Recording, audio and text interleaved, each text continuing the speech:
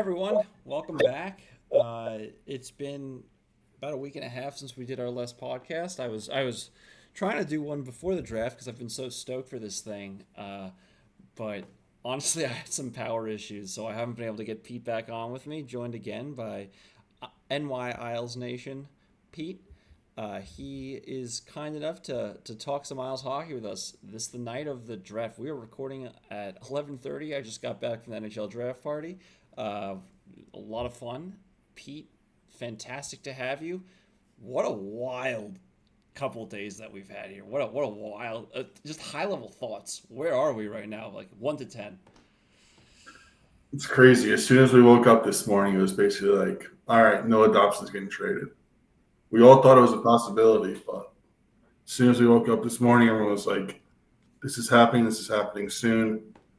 And then from there, you had the Hagen speculation and all that. It's just a wild day.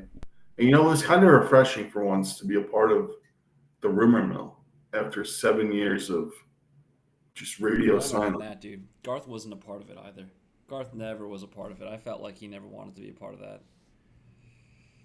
It's true. But either way, it's good to be back. Yeah, it's great to be back. I'm super stoked. It's been a lot of fun.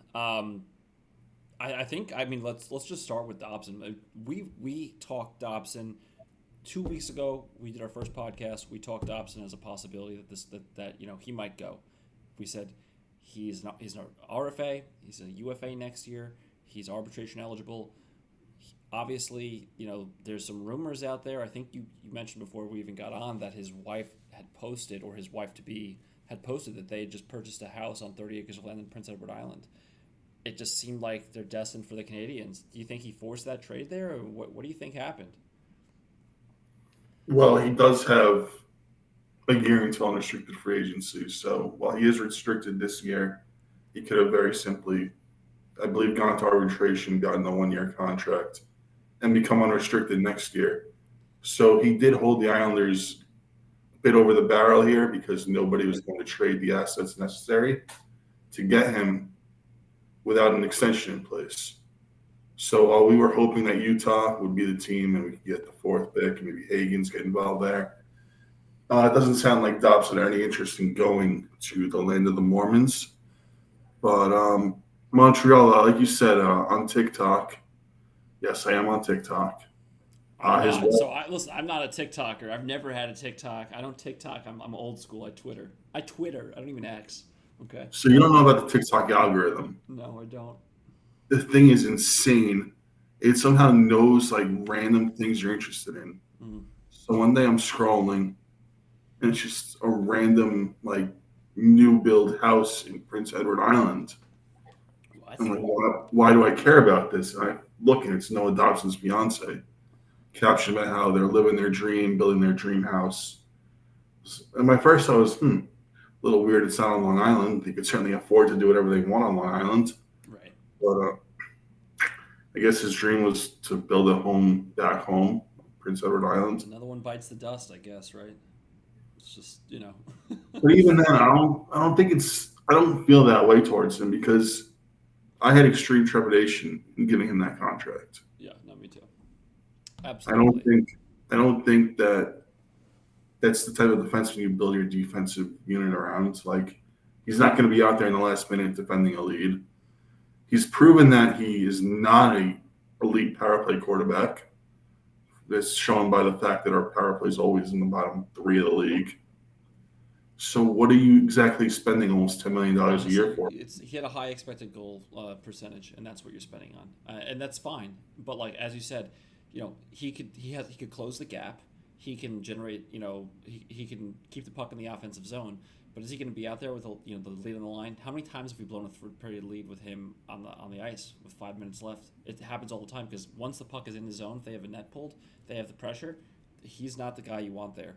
It's just the wrong time of the game for him, and that's why, to be honest with you, our coaches haven't trusted him in that position. And on top of that, they haven't trusted him to even run the first power play. Like Tony D'Angelo ran that first power play unit for the later half of the season. It wasn't even Noah Dobson. What an indictment on Noah And then Dobson. Boquist got a lot of power play time as well. What an indictment on Noah Dobson to be the purported number one defenseman of this team and you're getting run out of the first power play unit by a guy that is being like taken from the KHL.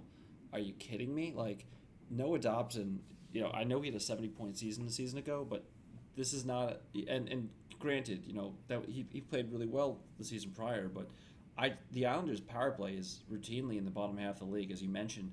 Bottom 3 this year, but I think it was bottom 2 this year. It was decent the year before. I think it was another bottom 5 the year before that. So it's just Noah Dobson is the consistent factor in that situation. He's consistently on that the quarterback in that power play, and he doesn't do a great job. There's an entry that goes to Barzell every single time. The guy isn't deceptive on the power play. He's not drawing anyone in. I don't think it's as big a loss as people think it is. He's a good 5-on-5 player. He has great expected goals. I'm not sure that I necessarily feel like he is the number one defenseman for this team in the future. I agree, and you could even argue that someone like Alex Romanov looks much better away from Dobson than he does with Dobson. Anytime he gets paired, I don't know that Alex Romanov. We'll have another episode about this, but I don't think Alex Romanov is long for this team. I really don't. I think he's on his way out. I mean, what position is there for Alex Romanov in the future here? George is going to be on a left wing defenseman. Schaefer, I think, is going to make the team out of camp, and then you have Adam Pelech.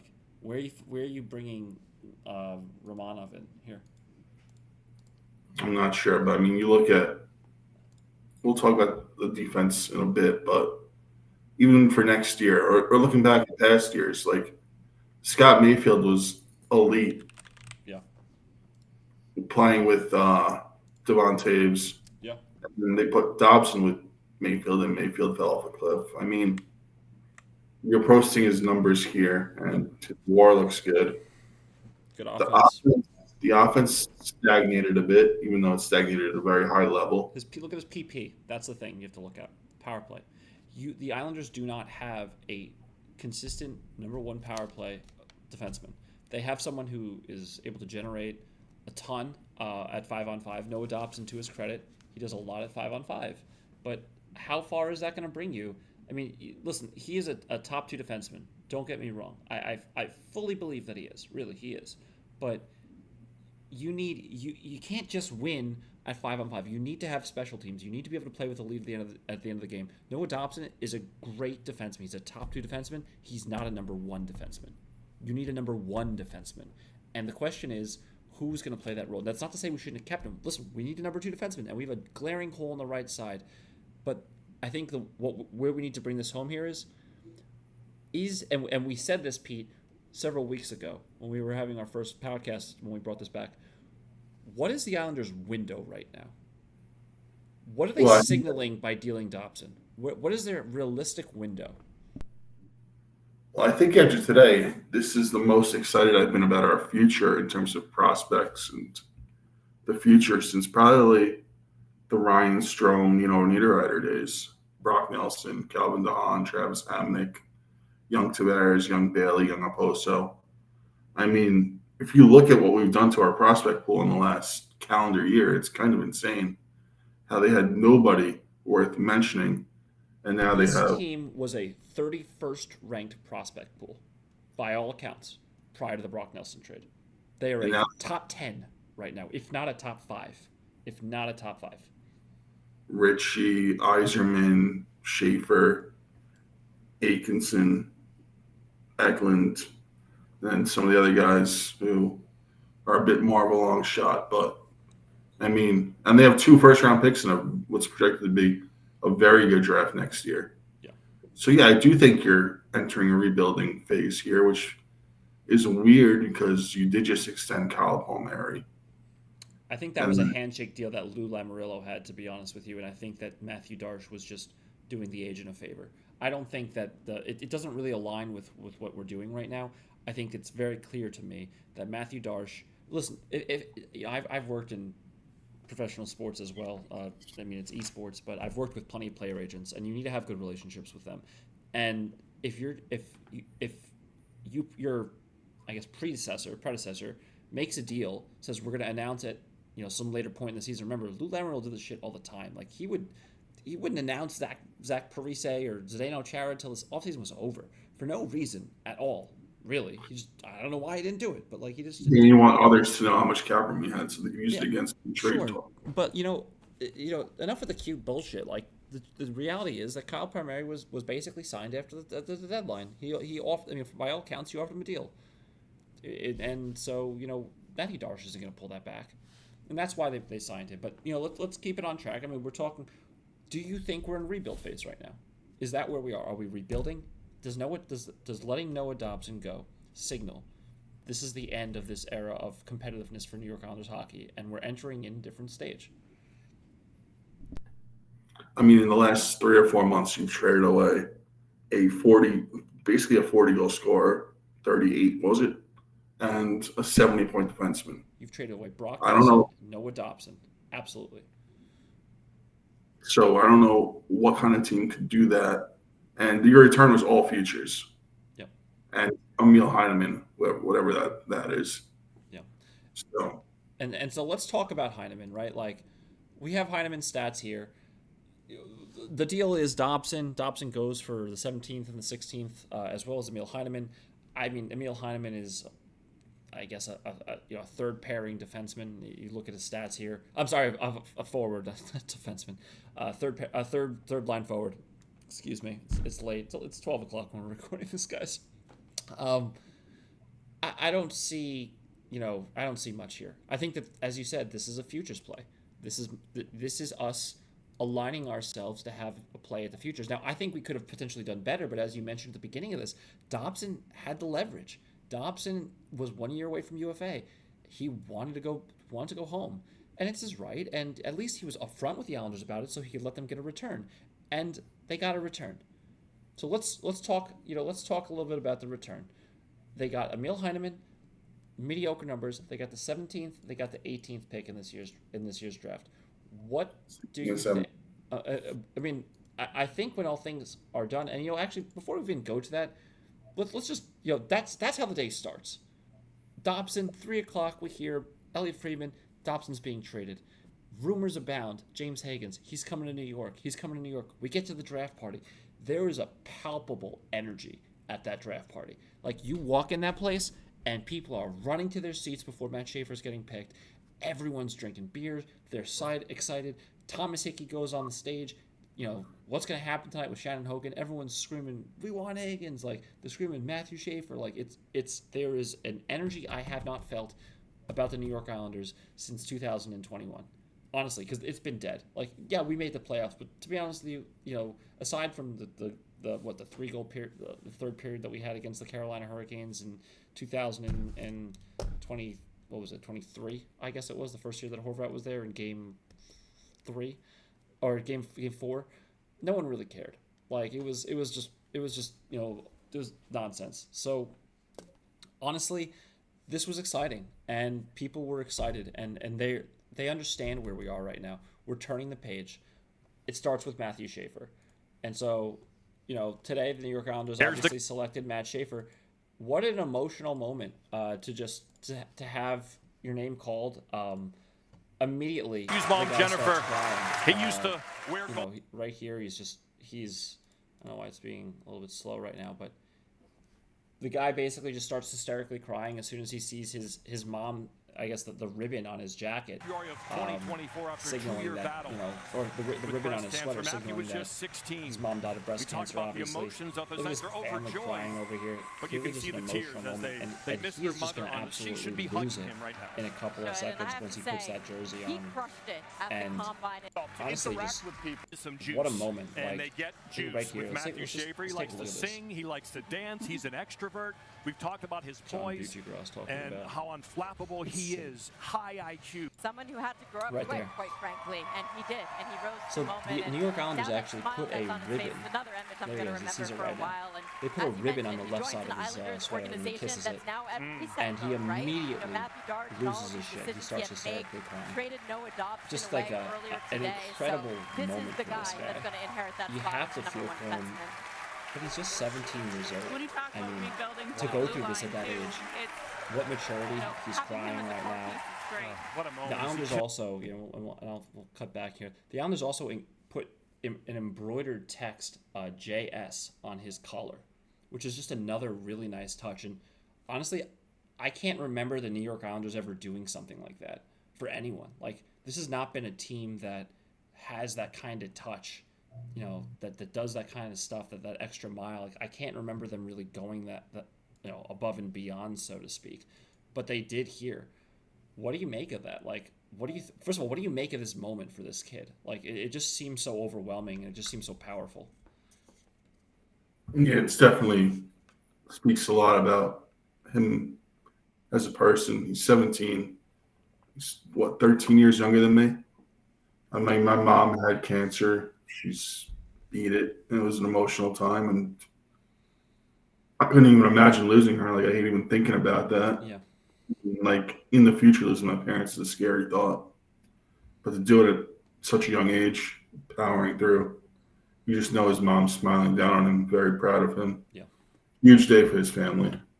But in terms of the Islanders and the personal touches and all that, I think it's worth noting that I don't want to sound like an insider here, but I do know some people around the team, and there was a lot of infighting between, I would say, maybe the business side and the hockey side, because Lou Lamoriello wanted to control both aspects of the team. And the people that were in charge of like ticket sales and marketing the team were like, give us something, dude. And Lou was all about one team, one logo, uniformity. We're not making any special exceptions, stuff like that. So, I mean, Lou has basically been the face of this ownership group because when Garth was here, everything was on a shoestring budget. So this is basically the first time we're really getting to see the resources of this ownership coupled with a GM who actually cares about this kind of stuff and is more modern. It feels nice. It just feels nice. It feels like a good touch. You know what I mean? Like, I can't remember the Islanders ever doing this kind of thing. Like, just caring about them and being in such a public way. And, just to put a ribbon like that on Matt Schaefer's shoulder, on his chest, like, they didn't tell him about it. It surprised him. It took him by storm. But, like, just such a great touch by Matt Darche. I mean, he's only really been here for a month or even less than that at this point, but you got to feel like he's putting his imprint on this team. He knows the direction they got to go. We talked about it with Noah Dobson. They're looking to rebuild at the moment. I think they're looking to get younger. I can't say enough good things. And so let's talk a little bit about Matt Schaefer. Mathieu, what kind of player do you think we're getting here with Matt Schaefer? This is one of my favorite goals, by the way. Take a look at this goal. You see this goal? Yeah. He beats his first man, beats his second man. What kind of defenseman does that? He's not doing that in the NHL. You don't think so? Well, it's not like skating around every player on the rink and then coming right to the top of the crease now. Yeah, that's a Cale Makar kind of thing. I mean, Cale Makar does that kind of stuff. Obviously, he's a very young, exciting prospect. It's a bit underwhelming as a first overall pick, but we can't be too greedy considering we had a 3.5% chance of getting this pick. Yeah. I mean, this is definitely a kid we could build our defense around.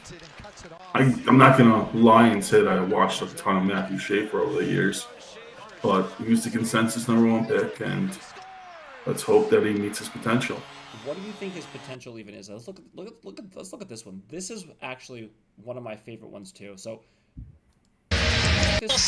look at this this move right here. Like, he takes this puck, he gets tripped up, he makes a pass, and he goes that way. I mean, like, just an incredible assist here. He basically has the presence of mind to make a move right there, gets tripped, finds a guy cutting down the right side, finds the pass for him wide open. Just an incredible assist. Here's another one too, by the way. I mean, I hate to piss on your parade, but I would hope that a first overall pick could do this. I understand too, but take a look at this one too. This is another one that I absolutely. Davio. He's leading the rush, makes one move by the next guy, toe drag, finds another guy on the right side. Look at that. I mean, this is what kind of defenseman do you think that this is? I mean, like, you look at comparables. Who do you think is a good comparable for this defenseman? I mean, the one I'm seeing the most of is Miro Heiskanen. Yeah. I don't think he's anywhere near a Makar or Quinn Hughes level. That's obviously a stratosphere of their own. If he develops into Heiskanen, it's a very good #1 defenseman. Yeah, I mean, Miro Heiskanen is a top defenseman in the league. There are very few defensemen like Miro Heiskanen. I would say that, first of all, I hope that he could be a little bit better in terms of the offense. I think Heiskanen has only had one 70-point season. Matt Schaefer, when you look at some of his highlights, I just get the impression that he is the kind of player who can lead a rush, quarterback a power play, and he can play defense at the same time. He's a two-way defenseman. Do you think that the Islanders have found their PPQB in Matt Schaefer? I mean, I would hope so. He's the first overall pick. Well, this is the thing that we've been not missing. to sound like I'm great time for the New York Islanders have had a PPQB. Like, seriously, when was the last time they actually had a legitimate PPQB? Lubomir Vishnevsky? Marc-Andre Lubo. I think it's Lubo, right? It has to be Lubomir Vishnevsky. And so that's in 2014, 2015. We've been without this for a decade. This has been the one thing we've been missing. Like, it's not that we haven't had offensive talent. Don't tell me that, a team with Matt Barzal, John Tavares, Anders Lee putting up 40 points, and Josh Bailey on the power play, that's not a good power play. The problem is that the person that's quarterbacking the power play is Nick Leddy. And Nick Leddy is not a PPQB. He's a transition defenseman. And he's a great one, by the way. But that's what he is. We finally got this guy, though. How does 3 goals, 14 assists, and 17 points in 56 games just a year ago in the OHL not scare you? Listen, it's not that it doesn't scare me. I think that clearly... That's Alex Romanov numbers. Well, sure. But I think that when you're playing... And you have to remember that when he was playing, there was a portion of that time he was playing, he was 15 years old. He's 15 years old playing against, 20, 21-year-olds. So it's not that it doesn't scare me. I think it does scare me, and then that's clearly the downside. That's the knock on it. You're taking a risk with that. As you said, this is not the best draft that we've ever had. Like, if I was ranking these drafts, Macklin Calabrini is, like, obviously a better first overall pick. So is Connor Bedard, right? But then Slafkowski, like, this is probably a better pick than that. Like, Owen Power, probably a better pick than that. I don't know who am I missing. Like, I need to bring him up. First one that I thought of, though, because he was an exceptional player, was Tavares. Yeah, I know. About 15 years old, had 45 goals in 60 games. Schaefer wasn't an exceptional player, but and for what it's worth, he plays defense. And Tavares. Yeah, I mean, there's a difference between 45 goals and 3 goals. I understand, but one is playing defense and one's playing forward. But I don't disagree. I think there's risk. There's risk. You're right. There's risk. And it's because this is a weaker draft. This is a middling draft. If you were to rank drafts over the last 10 years, it's probably it's not better than Matthews. It's not better than Jack Hughes. It's not better than McDavid. It's not better than Calabrini. It's probably not better than Bedard. But then after that, maybe it's on par with a Dahlin. But even if you're getting a Rasmus Dahlin, that's not the worst thing in the world. Let's move on. Islanders, obviously, they take Schaefer. The place is electric. Everyone's super thrilled. An emotional interview, guys crying, crazy. What do you make of them not going ahead and getting Hagens?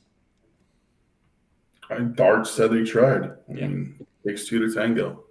I think that let's go ahead and play that sound actually from trade for James Hagens, the Long Island boy. Was that a realistic possibility? Yeah, we looked at a lot of options tonight, but there's a reason James got picked, and teams didn't want to move those picks because he's a good player. So we looked at different things, but it turns out that we tried to move up, but we ended up getting guys that we never thought would be there at 16 and 17. So we're really excited about that. So maybe it turned out to be good because we ended up with Victor and Kashawn. Interesting sound there from Darche. I've never heard an Islanders GM be so upfront about a plan that he had to move up, and that was foiled. I mean, when was the last time an Islanders GM said they tried to do anything? Literally anything. I can't remember the last time that they actually said, yeah, I tried to do that. Like, what? This is so brand new. I mean, to be fair, he was under a lot of pressure to do it from fans. Ownership. I was going to say, there are rumors even ownership wanted it. But, yeah, it's refreshing to hear honesty. Yeah. And, I mean, I don't know what Utah or Philly or Boston wanted to move up. I'm sure he was offering both picks that he got for Dobson. But, yeah, if they didn't want that, I mean, and this is what I wanted to talk about. When the Dobson trade broke, you were not happy with the return. I was a little more optimistic. Now with the 2 draft picks in the book, how do you feel about the trade return? I mean, it's funny because I wasn't optimistic because I didn't think that it was going to be enough to get Hagens, but I texted you that. But I also didn't think that Eklund and Aitcheson were going to fall this far. I had them in my top 12. I actually thought they were going to go to the Penguins, both of them, with 11-12 back-to-back. I am stunned that they made it this far. I did not have them making it this far. Let's Victor Eklund in particular. I mean, I take Aitcheson like with a grain of salt because I just don't know that there's. It's hard because I'm such an intense critic of defense. Like, I don't believe that you could play in this league anymore unless you're a skater. I just don't think you have to be. You have to be agile. You have to be fast, and I don't necessarily know I see that of Aitcheson yet. And skating is the hardest thing to improve because it's such a technique-based thing. It's not really like, oh, I can go to the gym, let me lift. Like, no, that's not what this is. Like, it's all technique and it's muscle memory that's burned into you at the age of 2 when you first get put on skates, right?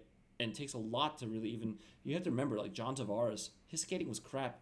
It's not much better now. Like, it's better, but like it's not like he's an elite skater. He's a fine skater. Like, is the best way to put it. So I wasn't necessarily thrilled with the Aitcheson pick, but I'll tell you, I did not think Victor Eklund was making it out of the top 10. I really didn't. I had him around 10-11. I thought he was going to be 10-11, and for him to make it all the way to 16 was a shocker to me. This kid has talent. He can shoot the puck. He can skate with the puck. He's nifty. He reminds me of, if I were to put 2 people that he reminds me of a Braden Point, and he reminds me of a Jesper Bratt. Those are the 2 players he reminds me of.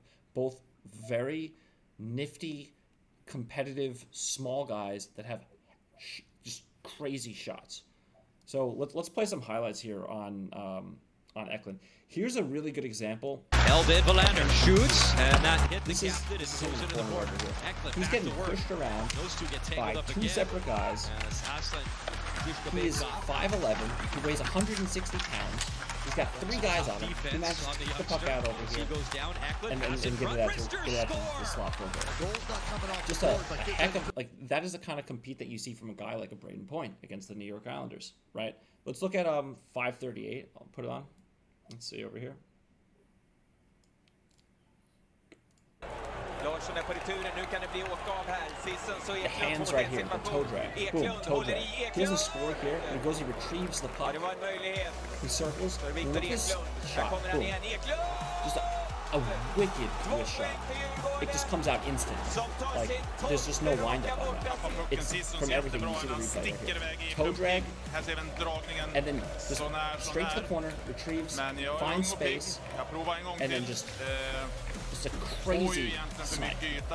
Like, top right side. And then here's the last one. Let's put it at, well, I got a couple of other ones, but I was just looking through these highlights before we even hopped on.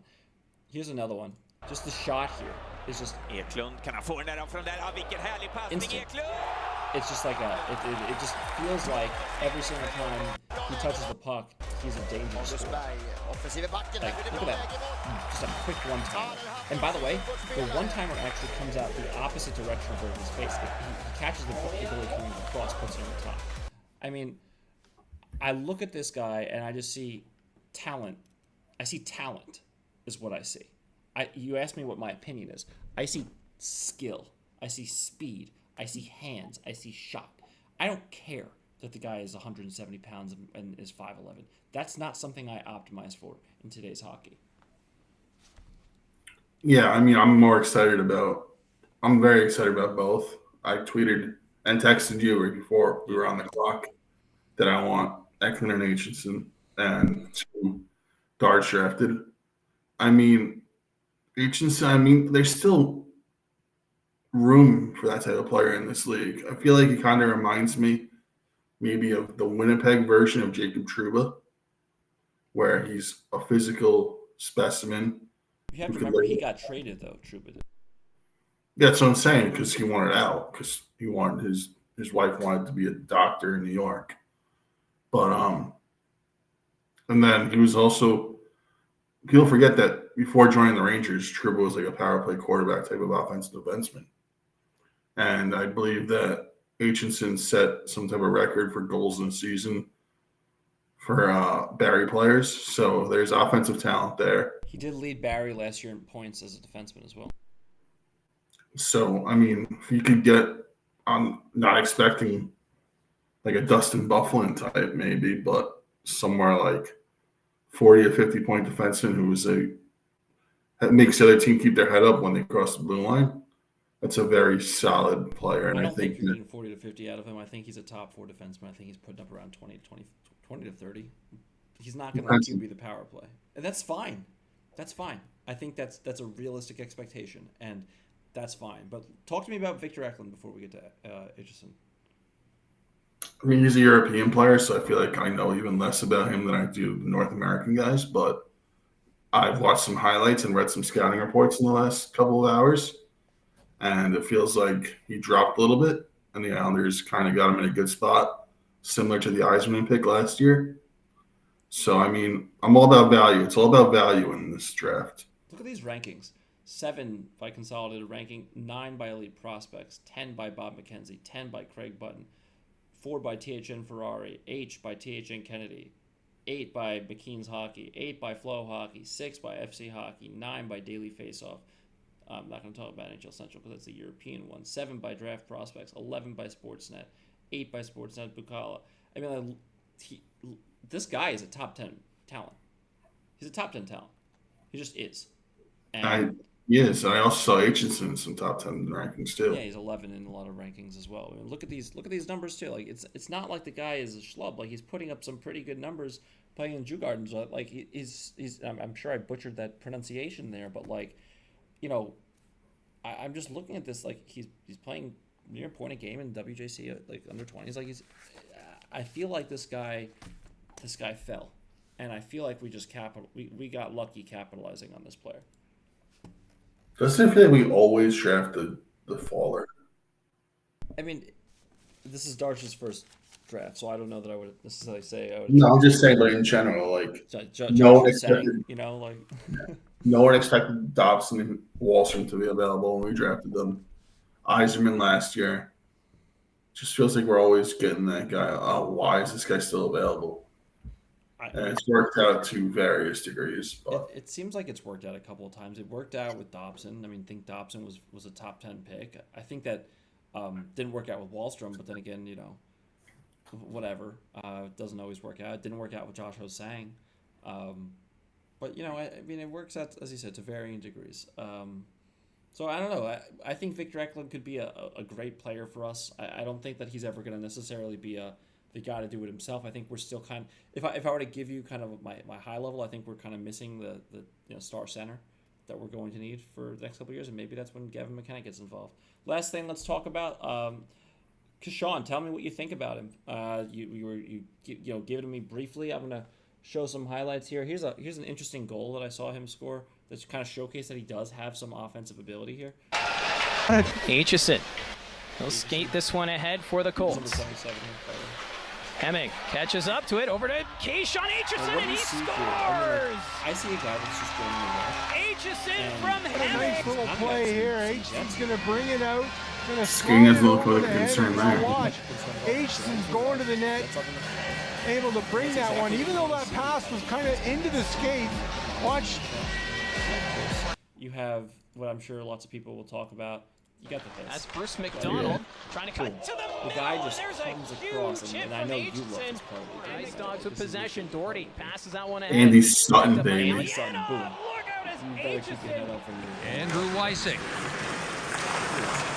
Over the red line, takes a solid hit from me.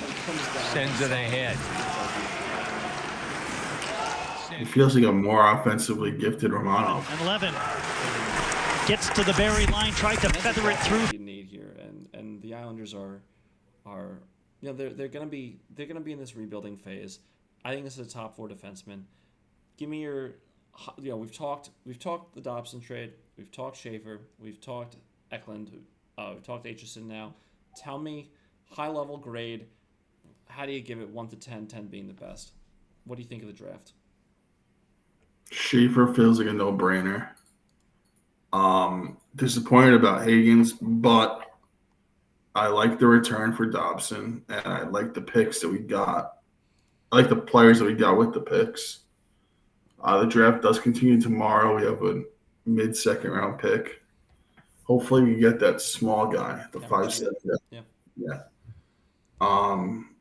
Also interested to see if we could potentially trade someone like JG Pageau tomorrow. I mean, if we're doing this rebuilding thing, then we should get assets for Pageau. The question is, do you get more assets for Pageau now, or do you get more assets for him at the deadline? I mean, teams might be a little bit more desperate for him at the deadline. Look what Brock Nelson returned. I don't know that there's necessarily a rush to go ahead and get rid of JG Pageau. I think that he is clearly not going to play out the season with the New York Islanders. I think that, as you said, tomorrow will be interesting. You have a guy like Malcolm Spence still on the board. You got a guy like Cameron Schmidt still on the board. The Islanders have the 42nd pick, right? Like, they've talked to these players. We know they held meetings with them. Wouldn't surprise me if they're targeting them right now. But I agree with you. You know, I really think that JG Pageau is likely going to be going. I could see Alex Romanov going. And let's talk a little bit about that, and then we'll close. Alex Romanov, what is it? You know, we talked very briefly at the beginning of this. What's his future here? Does he have a future here? I mean, if you're projecting that Schaefer works out and Kashawn, you have to project that Schaefer works out. Kashawn works out, and Isaiah George works out, and Adam Pellick's still decent 2 or 3 years, then yeah, you could say that Romanov could be on the outs. Well, he's an RFA right now, and he's going to be he's asking for $6 million. Do you give it to him? Who's going to give him that? He doesn't have the numbers for that. He wants the Islanders to give it to him. Well, then he could rot and go to arbitration and get the $3 million they'll get. Yeah, exactly. And I think that's ultimately what it comes down to, right? Like, is this player the kind of player that is going to be deserving of $6 million? I don't think he is. I mean, if you look at his numbers, he sure as hell. Look at these advanced stats here. I mean, stats aren't everything, guys, but look at this. He played to an on-ice expected goals of 44%. The team was 7.6% better when he wasn't on the ice last year. This should tell you all that you need to know about him, like, right off the bat. Like, the guy is a defensive drag. He plays in his defensive zone far too much, and he's not even good at it. You know, like, I don't want to be bomb on the guy, but the Islanders gave up how many third period leads, and he's the guy out there every single time. It's him. That's him and Dobson were being trusted to play that role. You know, I don't know that he's the right player for this team in the future. So I'm going to assume he's actually not going to be on this team. I don't think that he's going to be. I think Alex Romanov is gone. I think JG Pageau is gone. I think that you're looking at a starting center next year of, I'm just going to say it, Bo Horvat, Matt Barzal, those are interchangeable in the top two, and then Callum Ritchie. And I think that your top defenseman, I think Matt Schaefer is coming to play. If you listen to what Matt Darche has been saying the past couple of days, like, he wants them to start in the NHL. I think your starting defense is Matt Schaefer. I don't know who is playing on the right side of that. We'll figure that out. I think it's Adam Pellick. I think it's Ryan Pulock. I think it's George. And then Scott Mayfield. And I think that's who you're starting with. And Boqvist is, shifting. And maybe he plays with Matt Schaefer. I don't know. But, or maybe they sign some no-name vet. But, honestly, like, I don't see room for Alex Romanov right now. I just don't see it. I don't know where it is. I'm surprised you're not making a bigger case for Perunovich based on this shot. Well, I don't even think he's signed right now. Yeah, I believe he's an RFA, and Darche said he wanted to sign all his RFAs. So. Well, he also said that about Dobson. So, how did that work out, right? Technically, he signed him and traded him immediately. Did he? I think they traded him so that he could be signed. Is that? No. I think Saravelli said that we technically signed him so that Montreal could get the 8th year. It's interesting. Well, there you go. Look, I mean, I think that.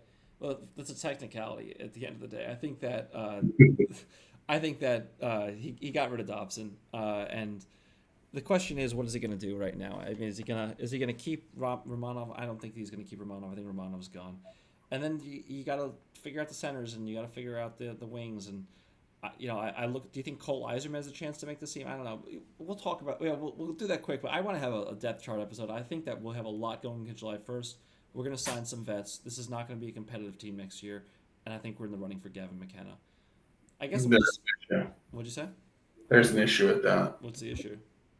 We are paying a goalie $8.5 million, and he's going to be too good for us to. I don't buy that Sorokin is too good for anything. I mean, I hear the argument, but to be honest with you, he put up like around 900 or something like that save percentage this year. This is a top 10 goalie. He's not like a Hellebuck, or he's not like a just Durkin. I don't think he's in the same league. That's just my opinion on it. I mean, I you know my opinion on goalies, so. But I usually feel like it takes like an 880, 878 to get the last overall pick. Let's also see if he stays healthy. No, he's had some issues about that in the past. All right, final thoughts.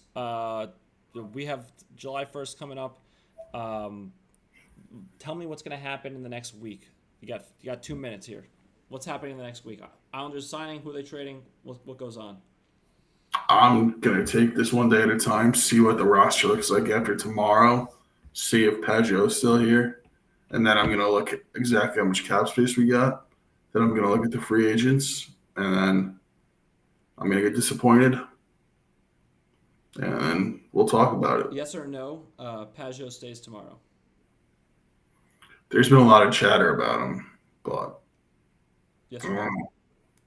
I think he goes tomorrow. I think that he goes tomorrow too. All right, guys.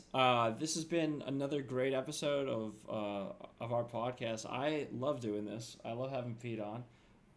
We talked about a lot. Talked about Dobson. Talked about Schaefer. I'm a little bit higher than Pete is on Schaefer. We talked about the Hagens situation. I think he comes back in a couple of years. We'll wait out that one. And then we talked about Eklund, and we talked about Aitcheson. And honestly, I'm stoked. I'm ready to go. I'm super pumped for this. Thank you so much. As always, please like and subscribe down at the bottom. Pete, thanks for joining us. We'll have you back. Thanks, man. All right, thanks. Be good. Take care, guys.